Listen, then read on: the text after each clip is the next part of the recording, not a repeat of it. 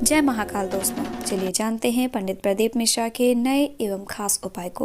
अपनी बेटी से रोज कहता है कि शिवालय जाकर एक लोटा जल चढ़ा दिया कर। अपनी बेटी से कहता अगर शिवालय नहीं जा सकती तो 2 मिनट भगवान का भजन कर लिया कर। अगर भगवान का भजन नहीं कर सकती तो मंत्र जाप कर लिया कर। मंत्र जाप नहीं कर सकती तो किसी गुरु की शरणागति ग्रहण कर कर उनके द्वार की सेवा कर लिया कर। पर बेटी ना तो जल चढ़ाने जाती है, ना मंत्र जाप करती है, ना नाम जाप करती है, पर बेटी अपने पिता देवव्रत से संवाद जरूर करती है। जल चढ़ाने से क्या होगा? आपके घर के भी बच्चे कर देते कभी कभी। पानी चढ़ाने से क्या होगा? जल चढ़ाने से कौन सा फायदा? एक बात बहुत ध्यान लगाना, बारिश का पानी, आकाश से जल, बरसात का जल जब जमीन पर गिरता है तो वो नाली में जाएगा, खड्डे में जाएगा, खड्डे में से नाली में जाएगा, नाली से गटर में जाएगा, गटर से नाले में जाएगा, नाले से नदी में जाएगा, नदी से तालाब सरोवर होता हुआ आखिरी में समुद्र के पास पहुंच जाता है। बारिश का जल गिरा तो वो समुद्र तक पहुंच जाता है। आपके नजदीक के मंदिर में जो शिवालय है, उस शिवालय पर अगर एक लोटा जल गिरा तो वो महादेव तक पहुंच जाता है।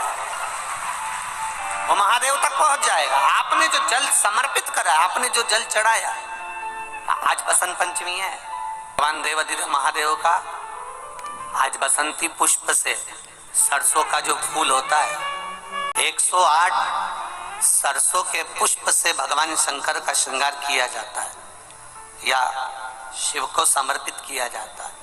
अगर डॉक्टर बोल भी देता है कि ऐसा लग रहा है कि कोई बड़ी बीमारी आने वाली है, शरीर में कोई ऐसा रोग आने वाला है कि ये बहुत बड़ा रहेगा, हम उनको हमेशा कहते आए हैं कि प्रयास करना कि बसंत पंचमी के दिन सरसों के फूल 108 शंकर भगवान को चढ़ जाएं।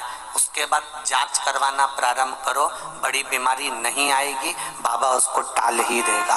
उसका नाम महामृत्युंजय है, उसका नाम ही महामृत्युंजय।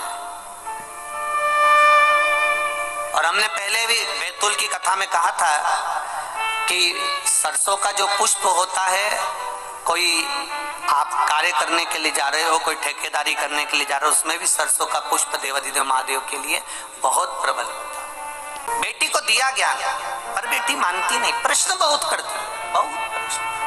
पहले का एक समय था जिस समय पर माता पिता जो कह देते थे बच्चे वो मानते थे। बीच का एक समय ऐसा आया कि माता पिता कहते जरूर है, बच्चा मानता भी है, पर मन में संशय रखता है। स्कंद पुराण का ये संवाद है, पुराण का संवाद। दृष्टि गलत पड़ी रही, शादी होने के बाद भी पर पुरुष पर उसकी दृष्टि जाती थी। जो नारी विवाह के पश्चात किसी दूसरे पुरुष के साथ में स्मरण करे या शादीशुदा किसी पुरुष का घर तोड़ दे, वो नारी की गति स्कंद पुराण कह रही है। ये स्त्री, ये नारी, ये कन्या जिसका विवाह कर दिया गया और सोच नहीं सुधर पाई, वो नारी प्राण त्यागने के बाद में एक कुतिया का जन्म पाई। अब कुतिया तो बन गई, पर कुतिया का जन्म कैसा मिला? एक पांव उसका विकलांग था, कान टूटे हुए थे, आंखों से एक आंख फूटी हुई थी और शरीर पूरा खुजली के कारण उसके पूरे शरीर के उस जो श्वान की योनि मिली है, कुत्ता की योनि मिली है, उसके शरीर के पूरे बाल, पूरी खाल जगह जगह से निकली हुई थी। सारी दुनिया उस कुत्ते को देख रही है, उस श्वान को देख रही है, उस कुतिया को देख रही है। सारी दुनिया उसको देख कर कहती बेचारा कैसा है। बताओ, आपके भी मोहल्ले में कोई कोई कुत्ता ऐसा होता होगा तो आपको दया आती कि नहीं आती? अरे मुंह से तो बोलो, आती है ना दया, कैसा भयंकर है, बेचारे को कितना कष्ट है, बेचारे को कितना दुख है। बताओ, उसको ये रोग हो गया, उसका एक पांव टूट गया, उसके बताओ दिख भी नहीं रहा, उसको तो बेकार में पड़ा हुआ है बेचारा। अब वो कुतिया की योनि पा गई और कुतिया की योनि पाने के बाद शरीर में उसके रोग हो गया। एक दिन देवव्रत के मन में ये बात उत्पन्न हो गई कि मेरी बेटी का हुआ क्या, मेरी बेटी जो मर चुकी है वो गई कहाँ। एक दिन देवव्रत भगवान देवाधिदेव महादेव के मंदिर में बैठ गया, अखंड जाप करने के लिए बैठ गया, उठता ही नहीं है, उठता ही नहीं। जब कोई नारी या कोई पुरुष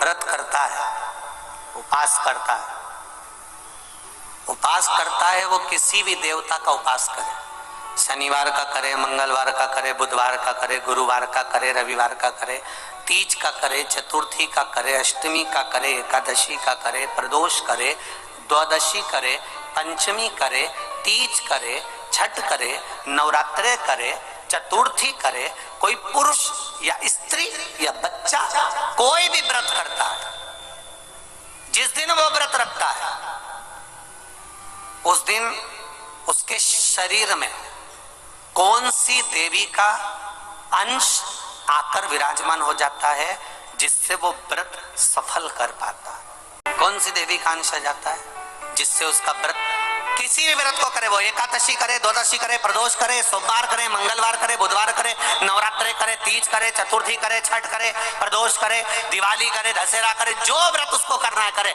मंगलवार करे, वो कौन सी देवी एक ऐसी होती है, भगवान शंकर की वो कौन सी एक माता, एक देवी ऐसी है जो व्रत करने वाले की तप साधना में साथ देती है और उसकी तप साधना को बढ़ाने का काम करती है। वो केवल एक देवी है, शाकंभरी माता।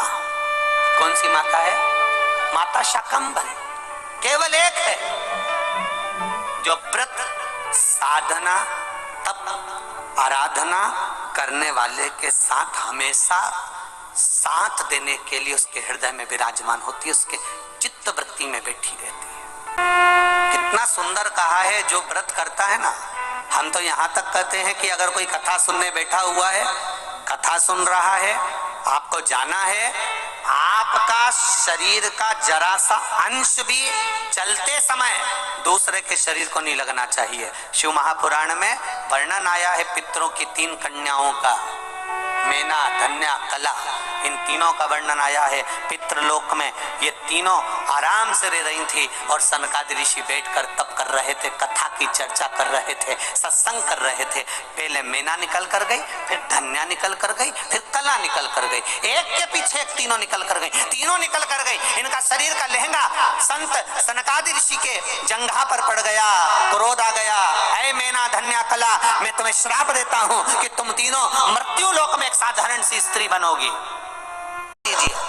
सनकादि ऋषियों ने कहा, जब कोई कथा सुनने के लिए बैठता है, सत्संग करने के लिए बैठता है, सतगुरु की शरणागति में बैठता है, मंदिर देवालय में बैठता है, भगवान के भजन में बैठता है, जितनी देर वो भगवान का गुणगान करने बैठता है उतनी देर तक उसके हृदय में शाकंभरी माता का निवास होता है। शाकंभरी माता ऐसे अलग से नहीं रहती, जितनी देर वो तप साधना में, भजन में, संकीर्तन में, कीर्तन में, स्मरण में डूबा रहता है उतनी देर तक शाकंभरी उसके अंदर रहती है। जब आपका शरीर जाते उसको लात लगती है, शरीर का अंग लगता है, कोई सामान लगता है, शाकंभरी को क्रोध आता है और वो क्रोध उसके मुख से निकलकर तुम्हें श्रापित कर देता है। इसके फल अनुसार तुम्हें तीनों को मृत्यु लोक में जाना पड़ेगा। एक पत्र आया है बड़ा सुंदर। मैं मोहित चतुर्वेदी अहमदाबाद से आया हूँ। मैं बाबा की कृपा का क्या बखान करूं गुरुदेव। मैं बहुत अधिक कर्जे में दब गया था। मैं एक प्राइवेट कंपनी में जॉब करता हूँ। मुझ पे इतना कर्जा हो गया था कि मेरी पूरी सैलरी सिर्फ EMI में चली जाती थी। इतना ही नहीं, मेरी नौकरी में भी दिक्कत होने लगी। अगस्त 2022 में मुझे नोटिस भी दिया गया कि मेरी कंपनी की ओर से, उसी समय मेरी सास मेरे घर पे आई हुई थी। वो उनकी शिव महापुराण की कथा रोज सुनती थी। आपकी कथा जब वो रोज सुनती, उन्हीं के साथ मुझे और मेरे पत्नी को भी शिव महापुराण की कथा के बारे में पता चला और हम दोनों ने शिव मंदिर में जाकर भोले बाबा को 1 लोटा जल चढ़ाना प्रारंभ करा। कंपनी ने कह दिया था कि आप इस कंपनी को छोड़ दीजिए, और मेरी कर्जा भी बहुत था गुरुदेव। मेरी पत्नी पशुपतिनाथ का व्रत करना शुरू कर दी। बड़ोदरा की कथा में अपने पूरे परिवार के साथ आया और 3 और 4 दिसंबर की कथा बड़ोदरा में सुनी। 5 दिसंबर को आखिरी पशुपतिनाथ का व्रत पूरा हुआ। उसके अगले ही सोमवार यानी 12 दिसंबर को मुझे 12 दिसंबर को गुरुजी भोले बाबा की ऐसी कृपा हुई कि एक और लेटर मुझे प्राप्त हो गया। इस बार जो लेटर था बाबा की कृपा से मेरा प्रमोशन का लेटर था। मुझे शिव की ऐसी कृपा हुई। गुरुदेव, हम जब पढ़ाई करते हैं ना गुरुदेव, तो हम इन चीजों पर विश्वास नहीं करते कि शिव जी को जल चढ़ाने से कुछ होता है, व्रत करने से कुछ होता है। पर बाबा का जो प्रताप देखा है ना गुरुदेव, वो 1 लोटे जल का देखा है। उस 1 लोटे जल ने आज हमारी तनख्वाह भी बढ़ गई, प्रमोशन भी हो गया और बाबा की कृपा से कर्जा भी चूक गया गुरुदेव। इसलिए हम आज कंजरी गांव में बाबा को अपना प्रमोशन लेटर जो कंपनी ने भेजा था वो बाबा को समर्पित करने आए हैं। बाबा की कृपा से मेरा प्रमोशन लेटर मुझे प्राप्त हुआ और बाबा की कृपा से मुझे प्रमोशन हुआ। ये मैं बाबा को नमन करने आया हूँ। बैठिए बाबू। श्री शिवाय नमस्तुभ्यम। दोस्तों, उपाय अच्छा लगा है तो वीडियो को लाइक, सभी के साथ शेयर और चैनल को सब्सक्राइब ज़रूर कीजिएगा। मनोकामना पूर्ति हेतु कमेंट बॉक्स में श्री शिवाय नमस्तुभ्यम ज़रूर लिखिएगा। मुझे अपना ढेर सारा प्यार और सपोर्ट देने के लिए धन्यवाद। मिलते हैं नेक्स्ट वीडियो में एक नए उपाय के साथ। तब तक आप सब हंसते रहिए, मुस्कुराते रहिए, खुश रहिए। जय महाकाल।